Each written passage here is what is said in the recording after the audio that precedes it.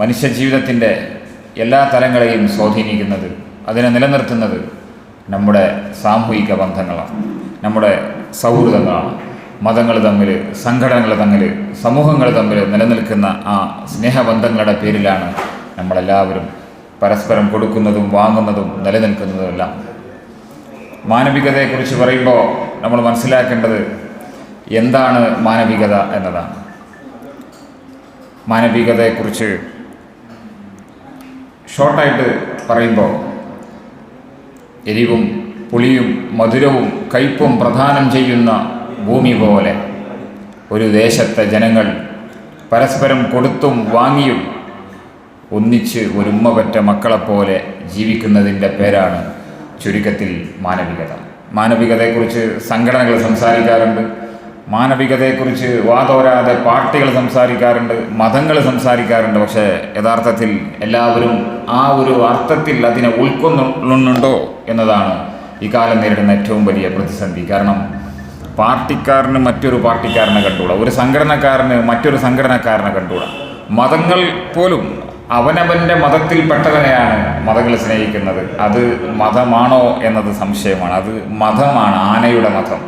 ആ മതത്തിലാണ് സത്യത്തിൽ ഇന്ന് പലരും വിശ്വസിക്കുന്നത്. കാരണം അത്തരത്തിൽ മനുഷ്യ ജീവിതം വളരെയധികം ഇടുങ്ങിയിരിക്കുകയാണ്. വളരെയധികം കുടുസായ ഒരു ചിന്താഗതിയിലേക്ക് സമൂഹം പോവുക എന്നത് നമ്മുടെ സമൂഹത്തിലെ ജീവിതം, കുടുംബജീവിതത്തെ പറ്റി മുമ്പോടെ പറഞ്ഞു, അതുപോലെ തന്നെ നമ്മുടെ സാമൂഹിക ജീവിതവും ആകെ അവതാളത്തിലാവും. കവി വീരാൻകുട്ടിയുടെ ഒരു വാക്കുണ്ട്, നമ്മൾ പരസ്പരം കൂട്ടിമുട്ടാതിരിക്കാൻ നമ്മൾ അകറ്റി നട്ട മരങ്ങൾ പോലും മണ്ണിനടിയിലൂടെ വേരുകൾ കൊണ്ട് കെട്ടിപ്പുണർന്ന് കഴിയുന്നു എന്നതാണ്. പ്രകൃതി പോലും അവരവരുടെ നിയമങ്ങൾ പാലിക്കുന്നു. മനുഷ്യരായ നമ്മൾ എല്ലാ നിയമങ്ങളും ധാർമ്മികതയും സംസ്കാരവും തെറ്റിച്ചുകൊണ്ട് പരസ്പരം തമ്മിലടിച്ചും പോരടിച്ചും സമൂഹത്തിൽ രക്തം ചിന്തുന്ന ഈ ഒരു ദുരവസ്ഥ അത് സമൂഹം വേണ്ട വിധം ഉൾക്കൊള്ളുന്നില്ല എന്നതാണ്.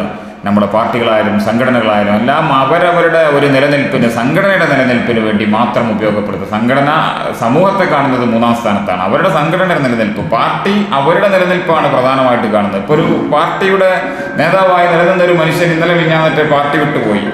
അപ്പോൾ ആ പാർട്ടിപ്പെട്ടവർ കൈയും വെട്ടും കാലും വെട്ടും ചാലിയാർ പുഴയിൽ ഒഴുക്കിയിടുമെന്നാണ്. ഉയർത്തിയ ആരോപണം എന്തും ആവട്ടെ, പറഞ്ഞതെന്തും ആവട്ടെ, പക്ഷേ ആ വ്യക്തിയോട് കാണിക്കുന്ന, ഇന്നലെ വരെ ചങ്കായി നടന്നവർ ഇന്ന് പാർട്ടി വിട്ടു പോയപ്പോൾ പറഞ്ഞ വാക്ക് വളരെയധികം വേദന ഉണ്ടാക്കുന്ന, പാർട്ടികളൊക്കെ അതാണ് ഞാൻ പറഞ്ഞത്, വലിയ മനുഷ്യത്വവും മാനവികതയും പ്രസംഗിക്കുന്നവരാണ്. ഈ പാർട്ടിയുടെ അണികളാണിത് പറയുന്നത്. പിന്നെ നേതാക്കന്മാരുടെ കാര്യം പറയാനുണ്ടോ? നേതാക്കന്മാർ ഇതിന് പ്രചോദനം കൊടുത്താൽ പിന്നെ പറയാൻ പറ്റില്ല സമൂഹത്തിൻ്റെ അവസ്ഥ. അപ്പോൾ ഞാൻ നിർത്തുകയാണ്. നമ്മൾക്കെല്ലാവർക്കും ഒരു ഉമ്മ പെറ്റ മക്കളെപ്പോലെ, ഒരു മാലയിലെ മുത്തുമണികളെപ്പോലെ ഒരുമിച്ച് കൈകോർത്ത് സമൂഹത്തിൻ്റെ സൗഹാർദ്ദത്തിലൂന്നിക്കൊണ്ടുള്ള എല്ലാ തരത്തിലുള്ള ആശയ പ്രചരണത്തിലും ഭാഗവാക്കായിക്കൊണ്ട് ആയുധ സംഘടനകളിൽ നിന്ന് മാറി നിന്നുകൊണ്ട്, കൊലവിളികളിൽ നിന്ന് നിന്നുകൊണ്ട് നമുക്ക് പ്രവർത്തിക്കാൻ നമുക്കെല്ലാവർക്കും കഴിയട്ടെ എന്ന് ആത്മാർത്ഥമായി ആഗ്രഹിച്ചുകൊണ്ട് പ്രാർത്ഥിച്ചുകൊണ്ട് എല്ലാവിധ നന്മകളും നേർന്നുകൊണ്ട് നിർത്തുന്നു. Thank you.